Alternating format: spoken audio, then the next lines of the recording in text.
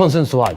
Dhe as në takimet e mëparshme, deri më 5 mars, as deri më sot, unë nuk kam dëgjuar ose nuk kam parë një propozim, as nga PDK dhe as nga LDK, se si ato e shohin një president konsensual. Çka nëse LDK propozon zonën Vjosa Osmani?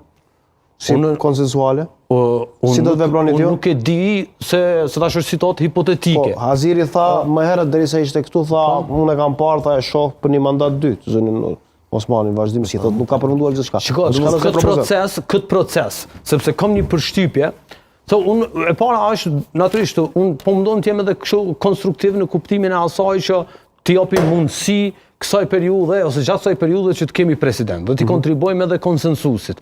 Por edhe me deklarata në fund të fundit. Por e kam të vështirë me analizu situatën të shkëputur nga ajo çfarë ka ndodhur në vitin 2025. Sepse unë jam i bindur që kjo çfarë po ndodh nga 11 shkurti kur është certifikuar rezultati dhe përpjekja në kuadër të procesit për zgjedhjen e presidentit është në lidhje pashmangshëm me çfarë ka ndodhur në vitin 2025. Domethënë është base ndonjëherë të jep përshtypjen sikur ka ndryshime taktike në diskurs, në sjellje, por mbesin në pozicione të njëjta, në plane të njëjta, në qëndrime të njëjta dhe në skeme të njëjta. Çka nëse e propozon Vjosa Osmani? Unë nuk flas hipotetikisht, domethënë, por duhet ajo çfarë duhet të ndodhë zoti Sadiku, është që nga dita e nesme duhet të aktivizon e intensifikon takimet reale në mes të partive politike në funksion të gjetjes së një zgjidhje konsensuale. Pra nga nesër tuti do të kemi me